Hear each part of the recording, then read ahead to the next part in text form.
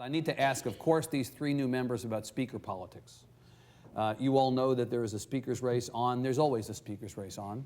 A lot of question about Mr. Rodriguez, what the Democrats, led officially or unofficially by your fellow San Antonian Trey Martinez Fisher, will do. Mr. Fisher says that he may instruct his fellow Democrats, whether they listen or not, to sit on the sidelines and wait and see what happens with the Speaker's committee assignments before he makes a decision, or what his promises to them might be. Mayor Paddie, Ms. Klick, you both know that there's some angst within the Republican Party about whether to support the Speaker again, or in turn to support Brian Hughes from Mineola, who was announced right now the only, may not ultimately be the only, but he's a candidate for Speaker. Would any of you like to sign a pledge card today? Tell us what you think verbally, a verbal signature, Ms. Klick? Not signed any pledge cards. Have you talked to the Speaker? I have. When I was down in Austin earlier, have visited with the Speaker. You planning on supporting him? I have not made a decision yet as to who I'll support. What's your consideration? What's the short-term consideration for you as far as that goes? You know, what the agenda will be for the next session. Yeah. Do you believe he's adequately conservative? That's often a thing you hear from some conservatives, that the Speaker didn't lead a conservative enough House last time. Do you think he's conservative enough? I, again, am very interested in seeing what his vision for Texas is in the upcoming session. Well, you saw what it was last session. Did you think that was conservative enough? I think that there are those that believe that we made some progress during the last legislative session, but they would still like other reforms in progress. Are you one of those?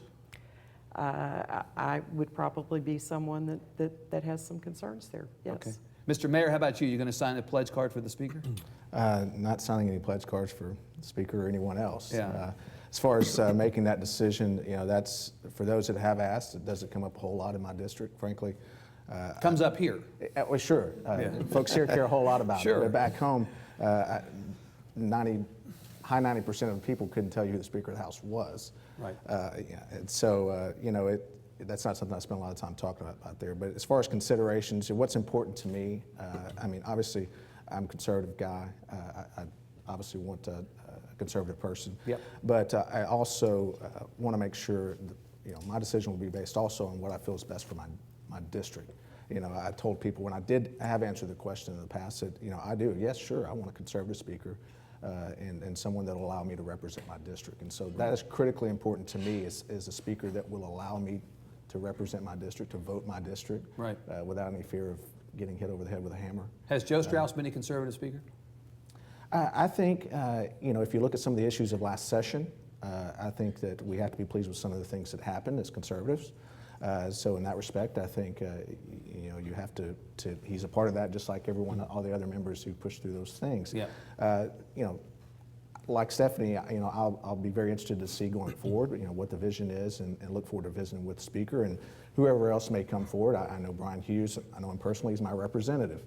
And I look forward to hearing what he has to say, and anyone else who might want to put their name forth. But as far as making a decision, you know, I'm not prepared today, and wasn't a year ago during the campaign. So neither of you has made your minds up yet? No, you know, I'm not going to stand here today because I don't know who's there at the end. It's kind of like I asked someone the other day, you know, was Mitt Romney your first choice for president? And they were like, well, no. I said, well, are you going to write the person that was on the ballot in November, or are you going to vote for Mitt Romney?